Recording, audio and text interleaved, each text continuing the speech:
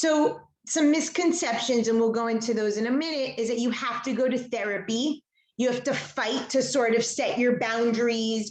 You have to fight to sort of fight for free time or freedom or independence. Not true. None of these things are true. If you're in a relationship, you don't need to be alone and move out or get separated or divorced to figure it out.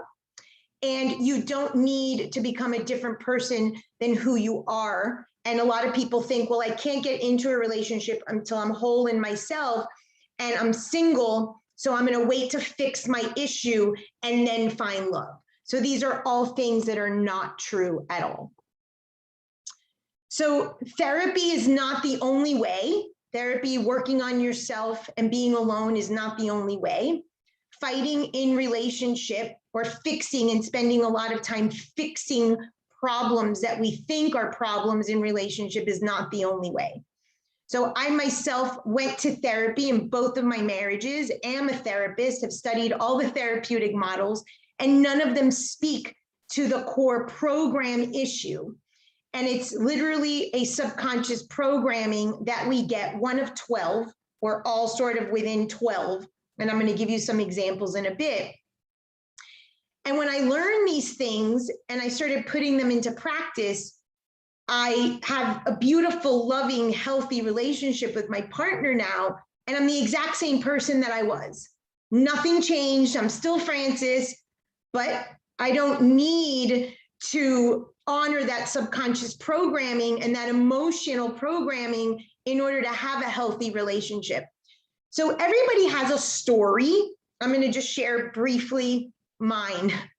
These stories usually happen in our infancy, and you may not know the impact that it has. It could be your mom talking bad about your dad, or never get married, men suck, whatever they said. My mom told me that when I got married, she was going to leave the front door open unlocked, because the guy that married me was going to realize that I was a whack and basically throw me back. And to avoid me getting hurt, she would leave the door unlocked so I could just walk right in. So that's the story. The subconscious program was already there, but now I had a story to attach to that programming. And so you think it's you. You think it's something that you learned in childhood. You think it's something that a partner said to you. You're insensitive. You're, a beast. You're, not good in bed. And it has nothing to do with that. The thing is that the story in the earthly consciousness, the story in the earthly world will follow suit to your program for you to prove that story true. But this started way before you ever had the story.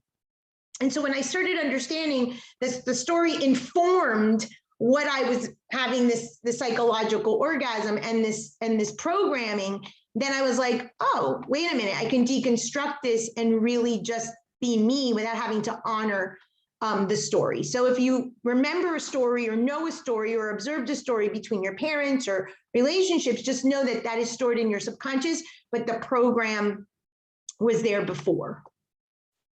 So like everything I do, I bring it to universal law. And there are 8 universal laws that dictate absolutely everything. The key law, the Mac Daddy of laws, is the law of mentalism, or the principle of mentalism, that says all is mind. Everything's in our mind. Everything in the world is created from our thoughts. That's a really big law. And it's really hard for people sometimes to understand that law. So I say that the law of gender is sort of like the gift for the universe, for the earthlings that we are. So it's still all is mind. Everything is created in our mind, but it's like one step further. So think of all is mind as the 7th chakra, like all of it, the transcendence, and think of the universal law of gender as the 6th chakra, where our mind is, and we can think it through logically. The law of gender states that everything has masculine and feminine energies. That is it. This has nothing to do with sex. This has nothing to do with gender in terms of male, female. It has to do with energies. And we see this repeatedly in mythology. Shiva, Shakti, Dionysus, We see this throughout. We see it in the yin yang with the white dot and the black, petal, things like that. You are a component of the 4 elements, the 2 masculine and the 2 feminine. And your balance, if you don't know your balance, you will overcompensate. You will try to change that balance. That balance is given to you at the moment of conception and to birth. It's perfect.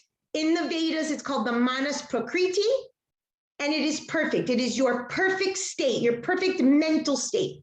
But you don't know that. You're conditioned and told that you're wrong, you're broken, and you're too much, and the door is going to be left unlocked. And so you go out in your relationships, another person who has their balance of energies, and now it starts to clash because no one's living their true balance of energies. Without knowing your energetic balance, without knowing your elemental sort of equation, you're going to see arguments and conflict and problems arise in your relationship. So one of the key things I saw in the survey was sexual problems. And I see a lot of sexual problems in my practice. The bedroom is the best way to know the imbalance of those energies. I know what's happening in your bed, the earthly element, the lowest plane of the universe. I know what's happening in your mind, the highest plane of the universe. They're related. Nothing that is happening is wrong. It's just a mismatch because you don't know who you're supposed to be. You're not with the wrong person. You're not broken. You're not too much or too little or not enough. You're just right. But we've been given a math problem. So love is a math problem. And it's not only limited to love.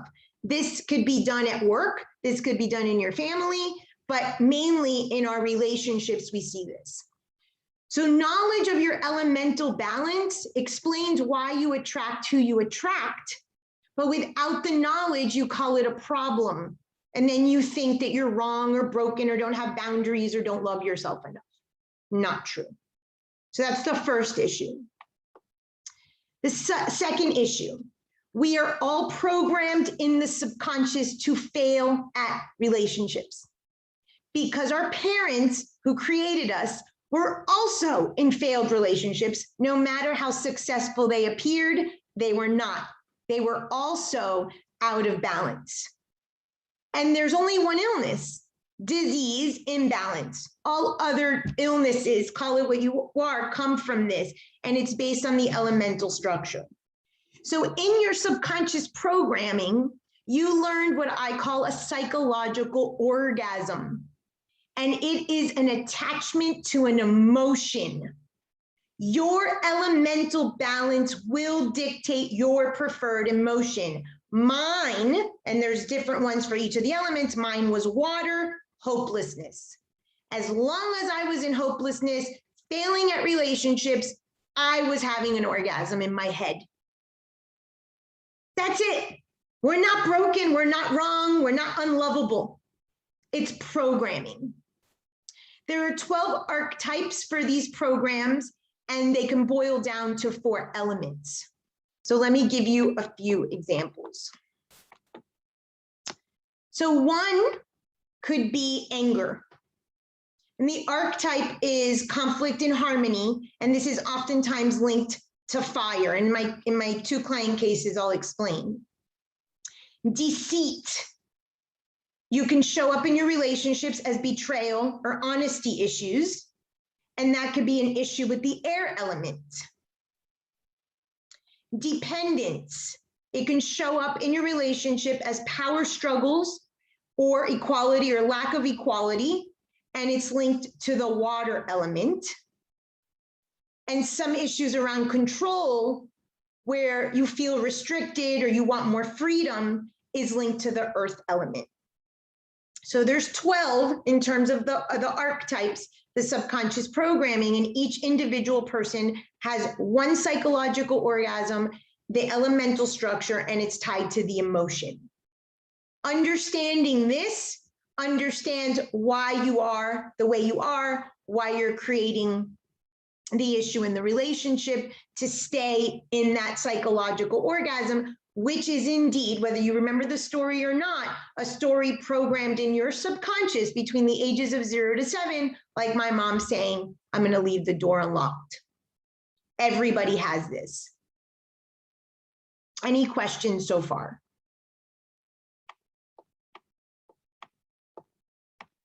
Okay. So, some secrets. I've touched on these a bit. You don't need therapy.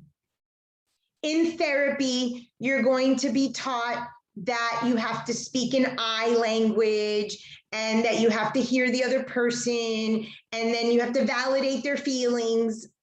No, not accurate. These are therapeutic models, and I am a PhD in marriage and family counseling.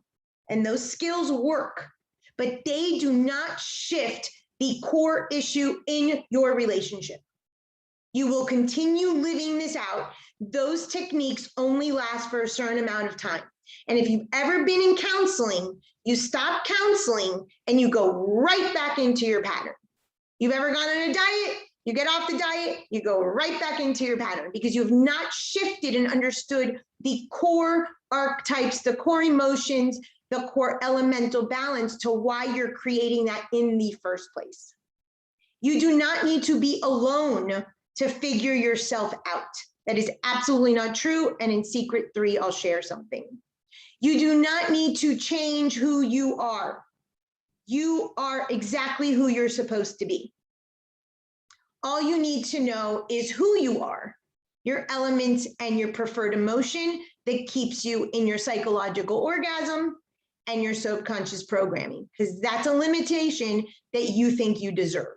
I call that the plexiglass paradox. A plexiglass is a see-through, kind of like a glass ceiling. You are programmed to have only a certain amount of happiness in love. Every time you hit that plexiglass ceiling, your whole relationship goes back into the vicious cycle of fighting and yelling and, whatever it is that you do. The plexiglass metaphors because there's something beyond, but you do not have a program, a permissible program to go beyond that upper limit of happiness in your love relationships. But understanding your preferred emotion and your elemental structure, you can achieve that. Secret 2, this doesn't take time. This is something you do in your day in and day out thought process because it's all in your mind. So you don't have to do anything extra. It's not like you have to sit down and do something and take up time from your busy life in terms of I have kids. I don't need to leave and move out of my house to give space to the other person or to myself to figure myself out. It's actually a real world experience. If you are single, you can obviously do that with yourself. And, when you're in relationship, do the skills. Even if you've tried absolutely everything, you can still get into a healthy relationship. And even if your schedule is super busy, because most of us are very busy, especially the years that I see that most people have problems is those years when there's working and there's cooking and there's children and there's school, and now with COVID and everyone's home, and it's like, how am I possibly going to work on my relationship, not kill my spouse, and we're all, sort of stuck at home together. This is not a problem. That's the beauty of understanding your orgasm, your elements, and your emotion. And Secret 3, and those of you who know me that I live, breathe, and eat, spirituality. This is the fastest way to enlightenment. This is the fastest way to healing wounds, to self-love. If that's what you want beyond just a healthy relationship, if you want to go beyond just having a really great sex life and feeling really good with your partner, and now you really care about self-love and spiritual growth, the best way is with a partner and using the tools and learning these programs. Because this leads you to what's called the Heros Gamos. This is the mystical marriage. The mystical marriage is actually where the Christians got the sacrament of marriage. It's the sign of Libra that's supposed to be balanced, and Libra is the sign of marriage. It has nothing to do with marriage with a male or female or two males or two females. It has to do with the law of gender balancing your math problem, your equation, not having all air, earth, fire, and water across the board the same. No, that's nonsense. No one's plus you'd be so boring if that were the case. You wouldn't stand yourself. It's the mystical marriage of self to self. Your light parts, your dark parts, seeing your shadow, understanding your subconscious, and learning to love yourself the way you are. This is an ancient ceremony in my book, Witch Bitch, if you have it. It's a Heros Gamos ceremony. I've married several people using this ceremony. It's an ancient ceremony where it was usually a woman would marry the godhead of her choice. And I do these ceremonies for people that are seeking partners or people that actually want to get married. I marry people, and we do the Heros Gamos to encourage to work through in the partnership the elemental balance, the psychological orgasm, and your preferred emotion. So if you want to just get beyond, like I said, a healthy sex life, great communication, and just peace in your home, and you want to take this a step further, you actually can.